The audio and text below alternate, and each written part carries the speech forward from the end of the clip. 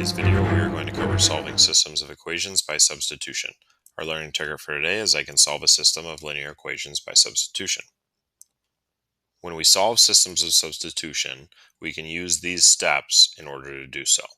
So step 1, we want to solve one of the equations for y equals or x equals if necessary. Then we want to substitute the value for y into our second equation. So we're going to replace whatever our y equals is with the second equation's y. Then we want to solve the new equation to find x if we solved for y equals. We would solve for y if we solved for x equals. Then we'll take that answer of x, we'll substitute that into either of the original equations to solve for y. And lastly, we can always check our answer to see if we're right. We can substitute our x and y in both of the original equations to make sure they make the equations true, meaning the left side equals the right side. Now looking at problem 1, we have y equals 3x and x plus y equals negative 32. So to solve this by substitution, I want one of my equations to be solved for y or x. Notice I have y equals 3x, therefore I have a y equals. So I'm going to take this 3x and plug it in for y in my second equation. So in my second equation, the y will be gone and it will be replaced with the 3x. So my second equation will become x plus 3x equals negative 32. Now that I have an equation with the same variables, I can solve this for x. X and 3x become 4x. 4x is equal to negative 32. Divide everything by 4, so x is negative 8. Now that I know x is negative 8, I can now take this and plug it into either one of my two original equations to find the value of y. It's probably easiest to solve for the one that had y equals or x equals. So y equals 3x. Again, the x would be replaced with the negative 8. So y equals 3 times negative 8, which would mean y is negative 24.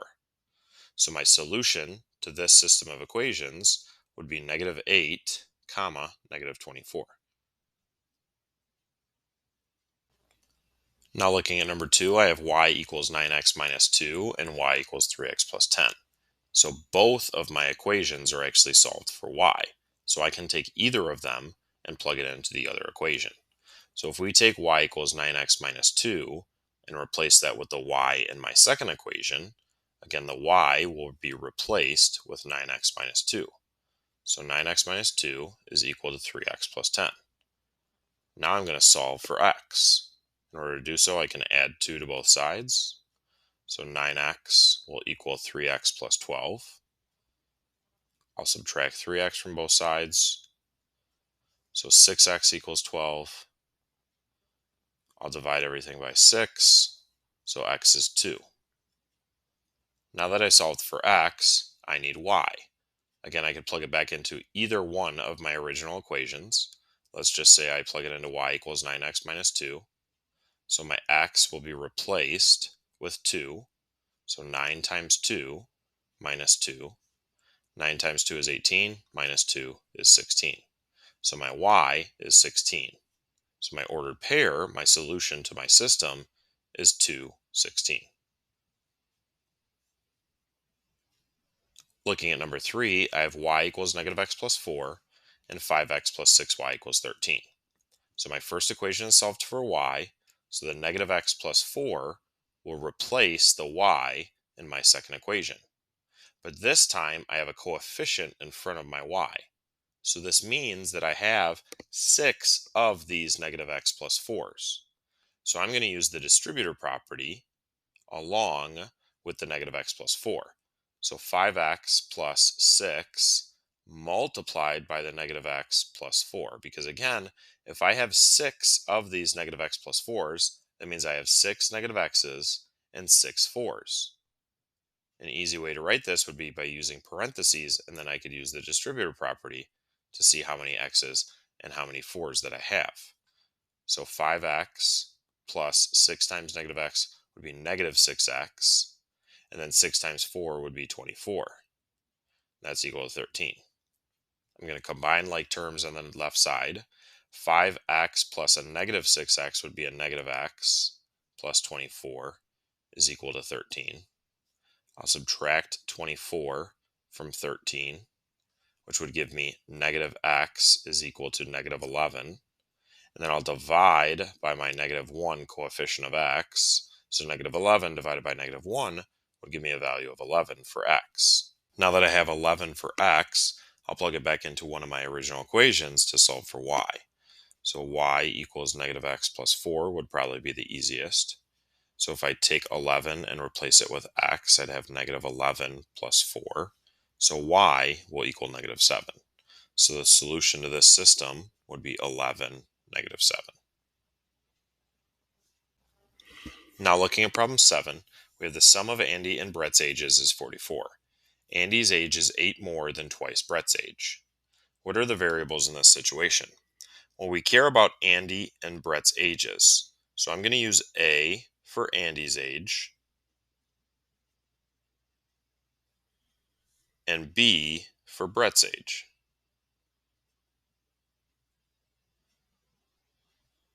Can you write a system of equations to represent this situation? So if I look at the first part of my question, it says the sum means addition, of Andy and Brett's ages is 44.